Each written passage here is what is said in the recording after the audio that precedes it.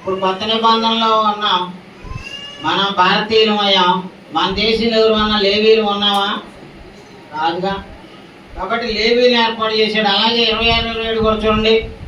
దావీదు చేయించిన వాద్యములను వాయించుటకు లేవీలను, బోరలు ఊదుటకు యాజకులను. అది వాయిద్యాలు వాయించాలండి, వాళ్ళు ఎవరై ఉండాలి? లేవీలై ఉండాలి. బోరలు ఊదాలంటే అది. ఇంకా ఏమంటున్నాడు 27వ వచనంలో, బలిపీఠం మీద దహన బలులను అర్పించుడని హిజ్కియా ఆజ్ఞాపించాను. దహన బలి అర్పణ ఆరంభమొకటితోనే బూరలు ఊదుటతోను ఇశ్రాయేలు రాజైన దావీదు చేయించిన వాద్యములను వాయించుటతోను యెహోవాకు స్తుతిగానము ఆరంభమాయెను. అది ఇక్కడ ఎప్పుడు జరిగేదంటే, బయటేమో బలులు అర్పిస్తూ ఉండేవాళ్ళు, అంటే నవ్వుతూ ఉండేవాళ్ళు, ఎద్దుల్ని, మేకల్ని, ఆవుల్ని. మధ్యలో వాయిద్యాలు వాయించేవాళ్ళు ఉండేవాళ్ళు, లోపలేమో ఆరాధన జరుగుతూ ఉండేది. మధ్యలో వాయిద్యాలు వాయించేవాళ్ళు ఉండేవాళ్ళు, అక్కడేమో వేల కొలది, వందల కొలది వచ్చినోడల్లా గొర్రెనో మేకనో తేవాలండి. అవి నరుగుతూ ఉంటే, కోస్తా ఉంటే ఏం చేస్తాయండి? మేకలు, గొర్రెలు, ఆవులు, ఎద్దులు ఏం చేస్తాయి? సైలెంట్గా ఉంటాయా? మనం పచ్చేపలు కొనడానికి వెళ్తే చేపని ఆడు చంపాలంటే ఏం చేస్తాడండి? టబ్బి 2 కొడితే కానీ చచ్చిద్ది.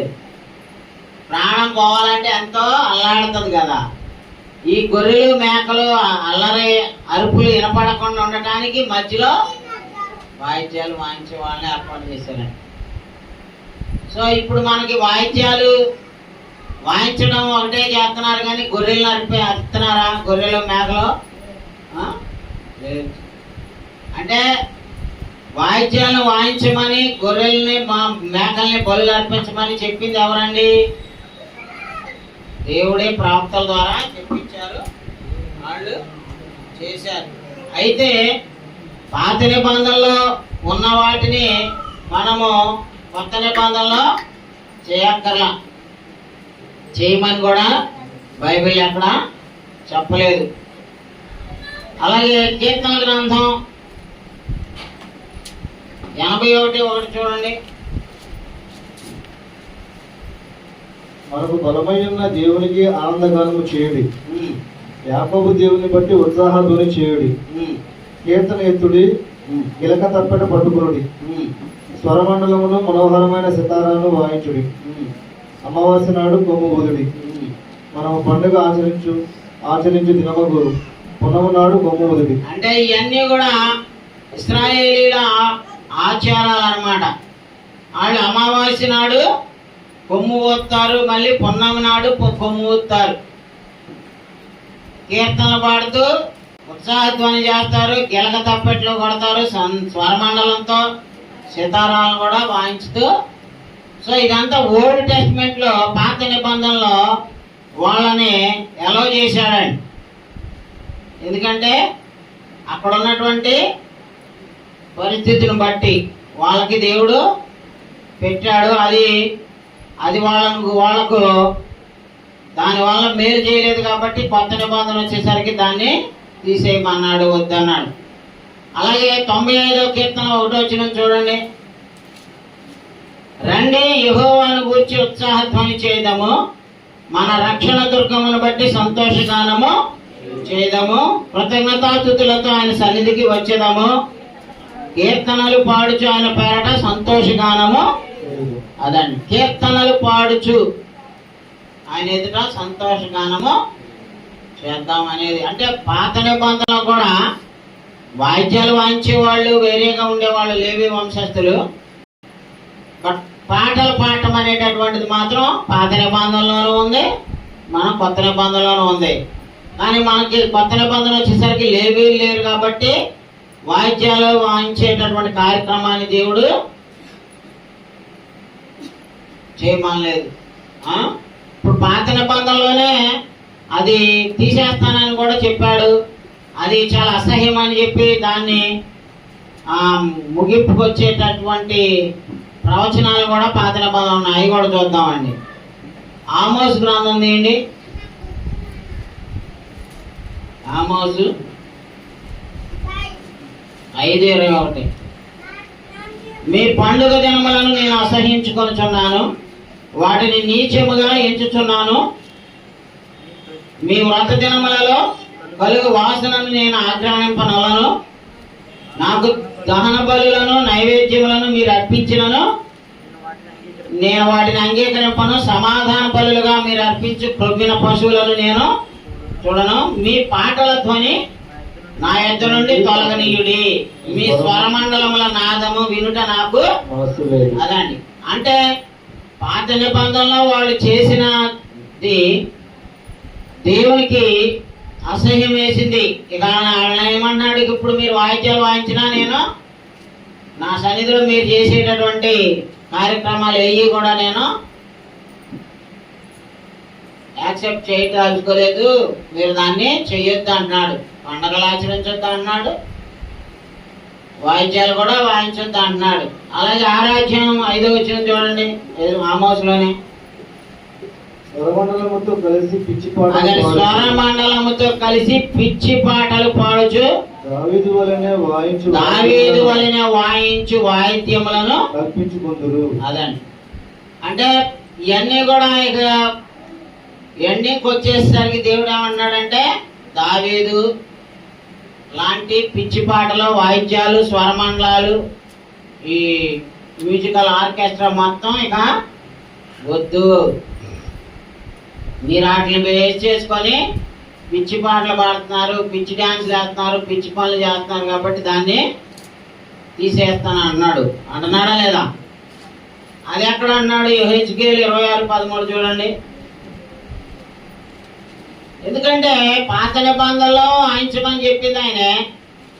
వాటి వల్ల మేలు జరగట్లేదు, ప్రజలు భక్తిలో నుంచి భక్తిహీనతలోనికి లోక సంబంధమైనటువంటి వాటిలోకి దూరుతున్నారని చెప్పి భక్తిని దిగజార్చే కార్యక్రమంగా వాయిద్యాలు మారినాయి అని చెప్పి వాటిని మాన్పించేస్తానని కూడా ప్రవచించేసాడని.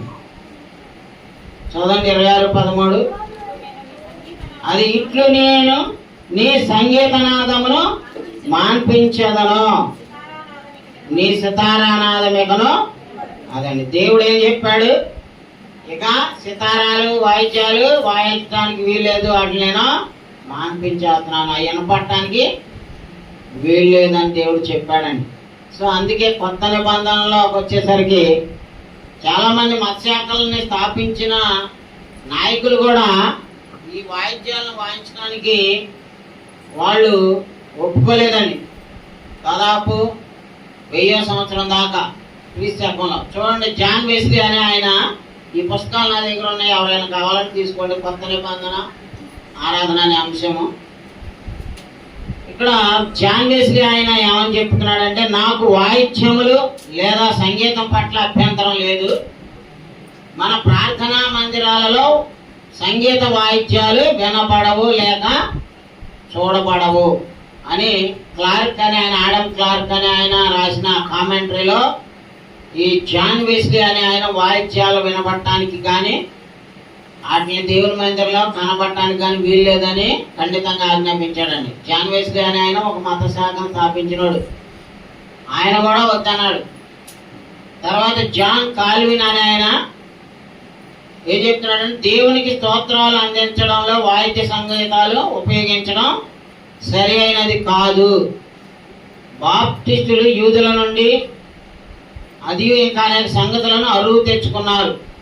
ఈ జాన్ కాల్విన్ అనే ఆయన కూడా ఒక మత శాఖను స్థాపించాడు, ప్రెస్బిటేరియన్ చర్చ్. ఇంకా చాలా ఉన్నాయండి. ఆయన కూడా ఏం చెప్పాడంటే, ఇవన్నీ మీరు యూదుల నుండి అరువు తెచ్చుకున్నారు, కొత్త నిబంధన ఆరాధనలో వాయిద్యాలు వాయించమని దేవుడు ఎక్కడ చెప్పలేదు అని చెప్పాడు.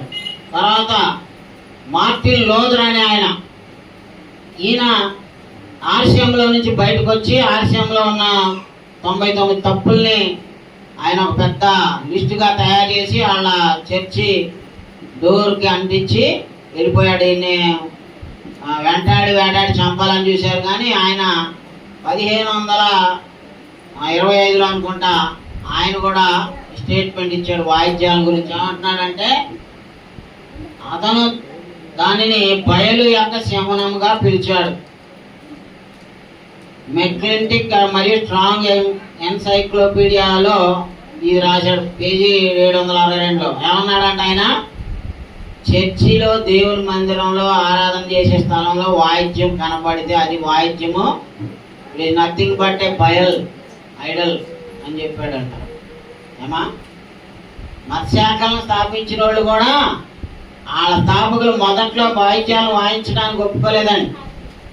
వాయిద్యము చర్చిలో ఉంది అంటే అది బయలు దేవతను పెట్టినట్టే చర్చిల్లోకే వాయిద్యాలు తేవద్దని చెప్పారండి మార్టిన్ లూథర్ గారు కూడా. తర్వాత ఆడమ్ క్లార్క్ అనేటటువంటి ఇంకొక కామెంటేటర్ రాశాడు, సంగీతము నేను గౌరవించే మరియు ఆరాధించే శాస్త్రము, కానీ దేవుని ఆలయంలో వాద్య సంగీతమును నేను అసహించుకుంటాను. ఏమా, ఈయన ఏం చెప్తున్నాడు, దేవుని ఆలయంలో వాయిద్య సంగీతాన్ని ఏం చేస్తున్నాడు అంటే ఈయన అసహించుకుంటున్నాను. ఇది సంగీతాన్ని దుర్వినియోగం చేయటం.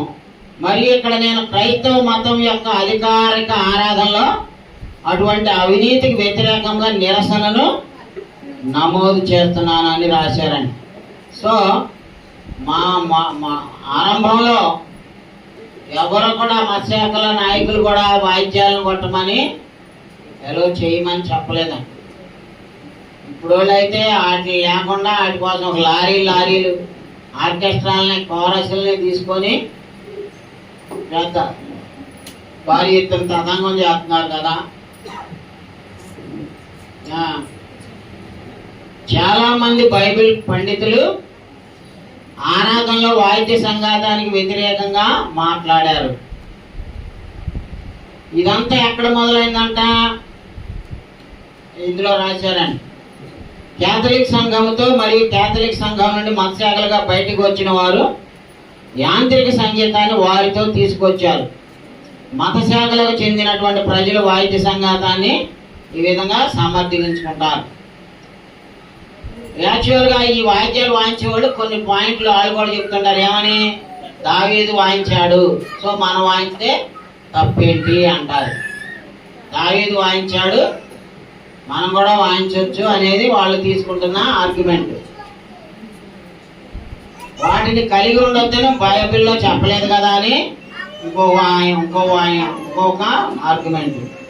తర్వాత వాటి ఏం తప్పు ఏం లేదు కదా వాయిద్యాలు కొడితే అనేది ఇంకొక ఆర్గ్యుమెంట్. అవి ఆరాధన ఇంకా రంజింపు చేస్తుంది కాబట్టి వాయిద్యాలు వాడవచ్చు అనేది వాళ్ళు పాయింట్లు చెప్తున్నారు. సో ఇవన్నీ మనం ఆలోచన చేస్తే పాత నిబంధన కింద మనం లేము. పాత నిబంధన కింద మనం ఉన్నామా, కొత్త నిబంధన కింద ఉన్నామా? పాత నిబంధనలో లేము అనేది మనకు తెలుసు. కొత్త నిబంధనలు యేసు ప్రభువు ఏం చేశారు, శిష్యులు ఏం చేశారు అనేది మనం చూద్దాం. మత్తయి సువార్త 26:30 చూడండి.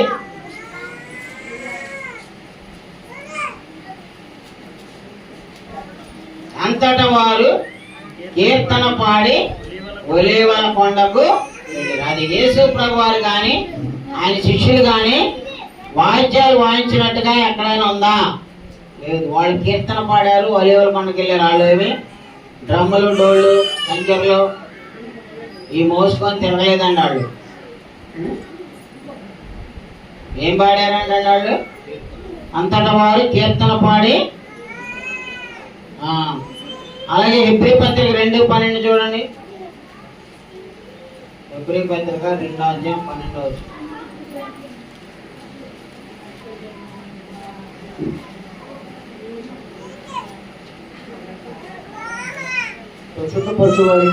పరిశుద్ధపరచబడి వారికి అందరికీ ఒకటే మూలము. ఈ హేతువు చేతను వారిని సహోదరులను పిలిచినప్పుడు ఆయన సిగ్గుపడక నీ నామమును నా సహోదరులకు ప్రచురపడుతును, సమాజం మధ్య నీ కీర్తిని గానము చేతును నేను. మరి ఏమన్నాడండి? సమాజం మధ్య ఏం చేయాలండి? మనం ఆయన కీర్తిని గానము చేయాలి. రైట్. అక్కడే 13-15 చూడండి. హెబ్రీ పత్రికలోనే 13 అధ్యాయము 15. కాబట్టి ఆయన ద్వారా మనము దేవునికి ఎల్లప్పుడూ స్తుతియాగము చేయదము, అనగా ఆయన నామమును ఒప్పుకొనుచు యెహోవా ఫలము అర్పించుదాం. అది మనం చేయాల్సింది ఏంటండి? ఇయే యెహోవా ఫలం అంటే నోటితో పాడటం, స్తుతించడం. అలాగే ప్రకటన గ్రంథంలోకి వెళ్దాం. 5వ అధ్యాయం 9వ వచనం చూడండి. ప్రకటన గ్రంథం 5వ అధ్యాయం 9వ వచనం. ఆ పెద్దలు నీవు ఆ గ్రంథమును తీసుకుని దాని ముద్రను నింపుటకు యోగ్యుడవు. నీవు వధింపబడిన వాడవై నీ రక్తం ఇచ్చి ప్రతి వంశంలోను ఆయా భాషలు మాట్లాడే వారిలోను ప్రతి ప్రజలోను ప్రతి జనములోను దేవుని కొరకు మనుషులను కొని మా దేవునికి వారిని ఒక రాజ్యముగాను యాజకులుగాను చేస్తుంది కనుక వారు భూలోకమందు ఏలుదురని కొత్త పాట పాడుతారు. అది ఇక్కడ కూడా పరలోకంలో కూడా ఏం చేస్తున్నారండి? పాటలే పాడుతున్నారు. అలాగే 14:3 చూడండి ప్రకటన గ్రంథంలో. వారు సింహాసనం ఎదుటను ఆ 4 జీవుల ఎదుటను పెద్దల ఎదుటను ఒక కొత్త కీర్తన పాడుచున్నారు. అది భూలోకంలో నుండి కొనబడిన ఆ 144,000 మంది తప్ప మరి ఎవరును ఆ కీర్తన నేర్చుకున్నారు. అదండి. ఎందుకని వీళ్ళు కూడా అక్కడ పరలోకంలో కూడా కీర్తనలు పాడుతున్నారండి. 15:3 కూడా చదవండి. వారు ప్రభువా దేవా సర్వాధికారి, నీ క్రియలు ఘనమైనవి ఆశ్చర్యమైనవి, యుగములకు రాజా, నీ మార్గములు న్యాయములను సత్యములై ఉన్నవి. ప్రభువా నీవు మాత్రము పవిత్రుడవు, నీకు భయపడని వాడెవడు, నీ నామమును మహిమపరచని వాడెవడు, నీ న్యాయ విధులు ప్రత్యక్షపరచబడినవి కనుక జనములందరూ వచ్చి నీ సన్నిధిని నమస్కారం చేశారని చెప్పుచు దేవుని దాసుడకు మోషే పాడుచున్నారు. అది చూసారమ్మా, పరలోకంలో కూడా ఏం చేస్తున్నారు? పరిశుద్ధులు కీర్తనలే పాడుతున్నారు. వాయిద్యాలు వాయించడం అనేటటువంటిది మనుషులు చేసుకునేటటువంటి కల్పితం. అందుకే దావీదు వల్లనే పిచ్చి పాటలు పాడటానికి వాయిద్యాలు కల్పించుకోవద్దు అని చెప్పి చెప్పారు. మరి పాత నిబంధనలో వాయించారు. పాత నిబంధన ఇప్పుడు అమల్లో ఉందా అమ్మా? చూడండి, కొలసి 2:14 చదవండి.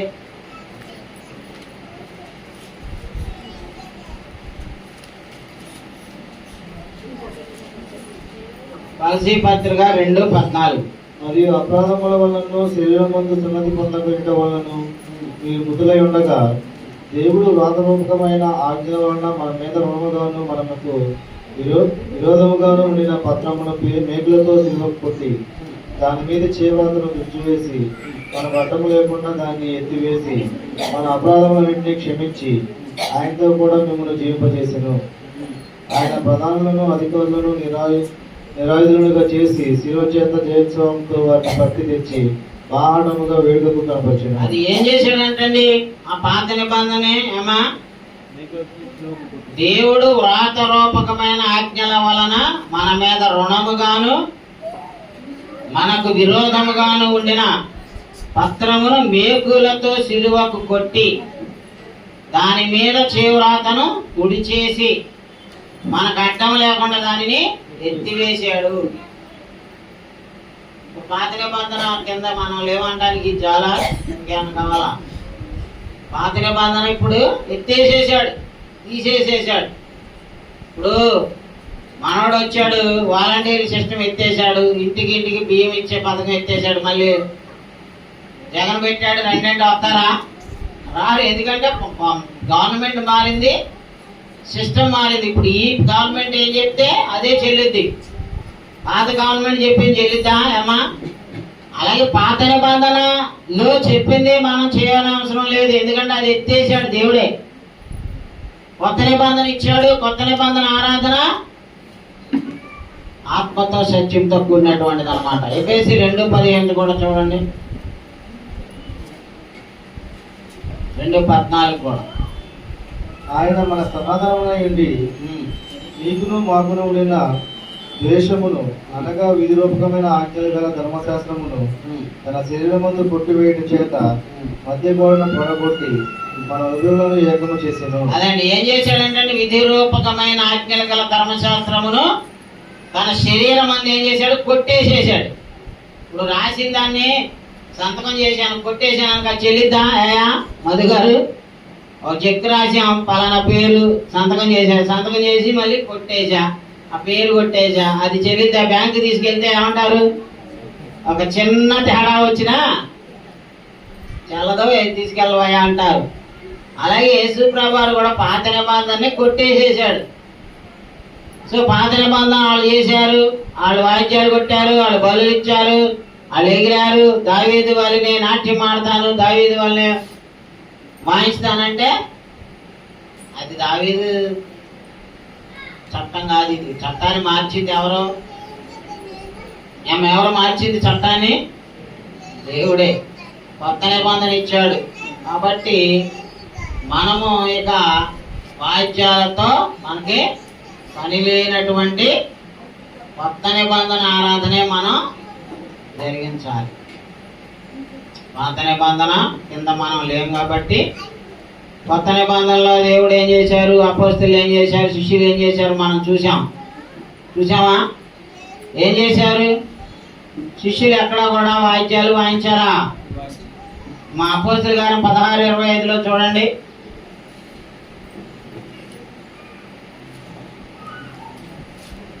అయితే మధ్యరాత్రి వేళ పౌలును శీలయు దేవునికి ప్రార్థించుచు కీర్తనలు పాడుచుండిరి, ఖైదీలు నిల్చుండిరి. అది కీర్తనలు పాడుతున్నారు ఎవరో? పౌలు శీల. 1వ శతాబ్దం వారు పాడారండి పాటలు. But they never used instrumental music in the worship. మన ఆరాధనలో అప్పుడు కూడా ఆరాధనలో వాయించలాడు. బలులు అర్పించేటప్పుడు, లోపల ఆరాధన జరిగేటప్పుడు బలులకి మధ్యలో ఒక ప్లేస్ ఉండేది, అక్కడ లేవీలు మాత్రమే ఆరాధించేవాడు, వాయించేవాడు. సో వాయించాలంటే మనం కూడా ఏమై ఉండాలి? లేవీలమై ఉండాలి. మనం కూడా ఏం తేవాలి? బలులు తేవాలి, నైవేద్యాలు తేవాలి. ఎత్తనామా? తేకలేదు. మరి అలాంటప్పుడు వాయిద్యాలు ఎందుకు కొట్టాలి? ఒకటి చేసి ఒకటి చేయకపోతే ఇప్పుడు మనం పాత నిబంధన కింద లేము. పాత నిబంధన ఉన్నోళ్ళు అయితే ఎక్కడ ఏ రోజున ఆరాధించేవాళ్ళు అండి? వాళ్ళు శనివారం అండి. ఇప్పుడు శనివారం కింద ఉన్నామా మనం? అది వాళ్ళకి శనివారం ఆరాధన ఎవరికి ఇచ్చాడు? ఎవరికి ఇచ్చాడు? ద్వితీయోపదేశకాండం చూడండి. ద్వితీయోపదేశకాండం 5వ అధ్యాయము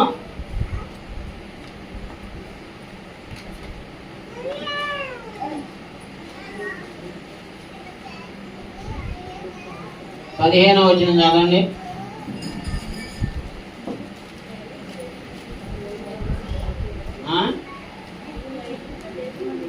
నీవు ఐగుప్తు దేశమందు దాసుడవై ఉన్నప్పుడు నీ దేవుని యెహోవా బాహుబలము చేతను చాచిన చేతి చేతను నేను అక్కడ నుండి రప్పించినని జ్ఞాపకం చేసుకున్నాము. అందుచేతను విశ్రాంతి దినము ఆచరింపవాలని నీ దేవుని యెహోవా నీకు ఆజ్ఞాపించాడు. అదండి, ఆ విశ్రాంతి దినము పాత నిబంధన ఇశ్రాయేలుకి ఇచ్చాడు. ఆ విశ్రాంతి దినం నాడే వీళ్ళు ఏదైనా చేయాలి, వాయిద్యాలు కొట్టాలి, బలి ఇవ్వాలి, కూడుకోవాలి. మరి మనం విశ్రాంతి దినం కూడుకుంటున్నామా? ఆదివారం కూడుకుంటున్నాం. యేసుప్రభువు చనిపోయి తిరిగి లేచాడు కాబట్టి. ఎందుకనంటే మనకు కొత్త నిబంధన ఆరాధన ఆదివారమే స్టార్ట్ అయింది కాబట్టి. క్రీస్తు సంఘం కూడా ఆదివారమే పెంతెకోస్తు పండగ నాడు స్థాపించబడింది కాబట్టి.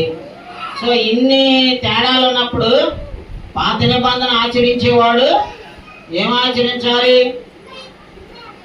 శనివారం నాడే వెళ్ళి ఆచరించుకోవాలి. మరి మనం పాత నిబంధన ఆచరించే వాళ్ళం కాదుగా. కొత్త నిబంధన ఆరాధనలో వాయిద్యాలకు ఎటువంటి ఆస్కారం కూడా లేదు. అపోస్తలులు వాయిద్యాలు వాయించలేదు. 1వ శతాబ్ద క్రైస్తవ సంఘాలు ఎక్కడ వాయిద్యాలు వాయించినట్టుగా బైబిల్లో లేదు. అలాగే యేసు ప్రభువారు కానీ ఆయన శిష్యులు కానీ వాయిద్యాలు వాయించలేదు. సో మరి మనం ఏం చేద్దాం? మనం అదే పాటించాలి. బైబిల్లో లేని దాన్ని కలపొచ్చా, ఉన్నదాన్ని తీసేయచ్చా? ఏమండి? యేసు ప్రభువు ఆత్మతో సత్యంతో ఆరాధించమన్నాడు. మరి వాయిద్యాలు కల్పించవచ్చా? 22:18 చూడండి ప్రకటన గ్రంథం. ఇందులో లేని దాన్ని కలిపినా ఉన్నదాన్ని తీసేసినా మనం ఏమవుతాం? శాపగ్రస్తులం అవుతాం. ఈ గ్రంథమందున్న ప్రవచన వాక్యంలో వీళ్ళు ప్రతి వారికి నేను సాక్ష్యం ఇచ్చినది ఏమనగా, ఎవడైనా వీటితో మరి ఏదైనా కలిపినలా ఈ గ్రంథంలో వ్రాయబడిన తెగులు దేవుడు వానికి కలుగజేయాలి. అదండి, కలిపితే తెగుళ్ళే. తర్వాత ఎవడైనా ఈ ప్రవచన గ్రంథమందున్న వాక్యములలో ఏదైనా తీసివేసిన దేవుడు ఈ గ్రంథంలో వ్రాయబడిన జీవవృక్షంలోను పరిశుద్ధ పట్టంలోను వారికి పాలు లేకుండా చేయను. అదండి, ఏమి తీసేసామనుకోండి, ఇందులో ఏదన్నా అక్కడ పాలు లేకుండా పోతుంది. కలిపామనుకోండి పనిష్మెంట్, తీసేసామనుకోండి పరలోకం పోగొట్టుకుంటాం. ఈ మత్స్యాకుల అయ్యగారులు అందరం పోగొట్టుకుంటామే ఆ కర్మ. మన సత్యం బైబిల్లో ఉంది. దీన్ని వాళ్ళు ఎప్పుడో అట్టిచ్చేసారు. వాళ్ళు ఎవడికి పడితే ఆడు ఎవడికి నచ్చింది ఆడు చెప్పుకుంటా, ఏ పేరు పడితే అది పెట్టుకుంటా, ఏది పడితే అది కొట్టుకుంటా బతుకుతున్నారు. వాళ్ళే కరెక్ట్ అనుకుంటారు, ఎందుకంటే అక్కడ వేల మంది లక్షల మంది ఉంటారు. క్రీస్తు సంఘాలు ఎంతమంది ఉంటారు? ఎండ వస్తే ఎండ, ప్రార్థనకి కొడతాం. వర్షం వస్తే వర్షం, ప్రార్థనకి కొడతాం. మత్స్యాకులు ఎక్కొట్టరండి. మత్స్యాకులోడు అంట ఒకడో గృహ ప్రవేశం జాషువాతో పాటు ఒక ఆయన పనిచేస్తున్నాడంట. ఆయన ఇల్లు కట్టించుకున్నాడంట. ఇల్లు ఓపెనింగ్కి జాన్ వేసి గారి పాటలు పాడుతూ ఉన్నాయి ఇంతలా ఉండి కూసన్న. ఆయన వచ్చి రిబ్బన్ కటింగ్ చేసినందుకు 2 లక్షలు అక్కడ చందా పెట్టాడంట. మీరెవరైనా గృహప్రవేశానికి ఒక 20 ఏళ్ళు చందా ఇచ్చిన వాళ్ళు ఉన్నారా? మనం ఎన్ని లక్షల ఇల్లు అయినా కట్టించుకుంటాం, కానీ దైవజనులకు చందా ఇవ్వటం ఏం ఉండదు. ఆడు అప్పుడు ఒక కట్ట తీయడానికి బయటికి చేతికి రావు. ఆడు మత్స్యాకులు చూడండి, వాళ్ళ దగ్గరే ఉంటారు, ఎందుకంటే అదే బాగా నచ్చుద్ది జనాలు. మనం వాయిద్యాలు కొట్టద్దు, అది తప్పు ఇది తప్పు అంటే ఏమవుతుంది? భక్తి ఉంటుంది. ఆ భక్తులు పెరుగుతున్నారా? కాబట్టి దేవుని ప్రేమించడం భక్తిలో అంటే ఈ ఇల్లు ఈ అన్ని నాకు దేవుడే ఇచ్చాడు కాబట్టి దైవజనులకు నేను ఇవ్వాలనేటువంటి విశ్వాసంతో ఇస్తారండి. వాళ్ళు ఇయటం తప్పు కాదు, ఈ ఆజ్ఞలు మేరడం తప్పండి. మత్స్యాకులకు ఉన్న భక్తి మనకి ఎక్కడ ఉంది? మన దగ్గర అంతా ధనాపేక్ష ఉంటుంది, పినాస్తనం ఉంటుంది, దైవ కార్యాల పట్ల దైవజనుల పట్ల గౌరవం ఉన్నది ఏముండదు. వాళ్ళకు దైవజనులు కాళ్ళకు మొక్కుతారు, పాదాపి వందనం చేస్తారు, పాదపరిచయం చేస్తారండి. మీరు ఎవరైనా మాకు వందనాలు చెబుతారు, నాకైతే వద్దు పెద్దవాడిని కుర్రవాడిని పెద్దయ్య గారు కానీ చేశారా? అసలు మనం అది నేర్పం. వాళ్ళకి అందుకే భయం. అమ్మో దైవజనులు అంటే చూసారా, దేవుడి మీద వాళ్ళకున్న విశ్వాసం మనకి లేదు, కానీ దేవుడి యొక్క సత్యంలో మాత్రం మనం ఉన్నాం, అందుకు ధన్యులమే. కానీ మనం మత్స్యాకుల నుంచి భక్తి నేర్చుకోవాలి, ప్రార్థనా జీవితం నేర్చుకోవాలి, ఇవ్వడం కూడా నేర్చుకోవాలండి. మా జాషువా చెప్తున్నాడు, అమ్మో వాళ్ళు అంత ఎత్తనారు, మనం కూడా ఇవ్వాలి దేవుని కోసం ఎంతైనా. అందుకే నేను మీటింగుల కోసమైనా దేనికైనా దేవుని పని చేయాలంటే వాళ్ళని చూసే నాకు దాతృత్వం వచ్చింది డాడీ అన్నాడు. మంచిది ఎక్కడి నుంచి నేర్చుకోవచ్చా కాదా అమ్మా? మత్స్యాకుల్లో భక్తి ఉంది తప్ప నేర్చుకోవచ్చా? ఇవ్వడం వాళ్ళకి బాగా ఉంది నేర్చుకోవడం తప్ప? మంచిది నేర్చుకోండి, కానీ వాక్యానుసారమైన భక్తి చేయండి. ఆరాధనలో వాయిద్యాలు వాయించమని బైబిల్లో అక్కడ లేదు. దేవుడు ఆత్మ కనుక ఆయనను ఆరాధించేవారు. ఇక ఆ పాట యేసు ప్రభువు చెప్పారు, ఇది ఏ అయ్యగారో ఎవడో చెప్పింది కాదు. మనం దేవుడిని ఆత్మతో సత్యంతో ఆరాధించాలి. కాబట్టి ఎట్టి పరిస్థితుల్లోనూ ఆరాధన వాయిద్యాలకి కొత్త నిబంధనలో పర్మిషన్ ఇవ్వలేదు. నువ్వు పెళ్ళిళ్ళ దగ్గర పెట్టుకో, లేకపోతే ఇంటి దగ్గర రోజు డ్యాన్స్ వేసుకో, మ్యూజిక్లు పెట్టుకో, అది పర్సనల్. ఆరాధన అనేసరికి ఇక్కడ దేవుణ్ణి మాత్రమే ఆరాధించాలి, దేవునికే మనం చెల్లించాలి. అర్థమవుతుందా? కాబట్టి దేవుడు చెప్పిన విధానంలో కొత్త నిబంధన ప్రకారంగా ఆరాధన చేద్దాం. థ్యాంక్ యూ, వందనాలు. God bless you.